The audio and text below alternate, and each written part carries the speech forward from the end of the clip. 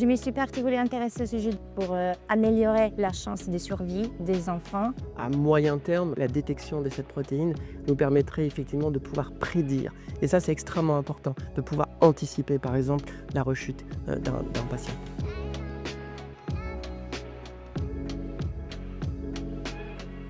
J'étudie le méduloblastome, qui est un cancer du cerveau de pédiatrique.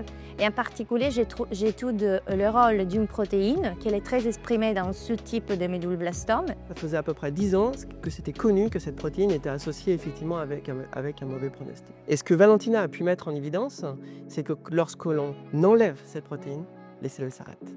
Et donc ça, c'était vraiment la preuve que cette protéine avait véritablement une fonction. Et donc, en comprenant le rôle, peut-être qu'un jour, on peut imaginer de cibler cette protéine et donc d'avoir une thérapie ciblée. Lorsqu'on a commencé ce projet, nous avons regardé où était exprimée cette protéine. Elle était exprimée dans le cervelet et dans l'œil. Et le fait de pouvoir mettre en évidence cette même fonction dans deux organes différents, ça nous ouvre effectivement des perspectives extrêmement intéressantes.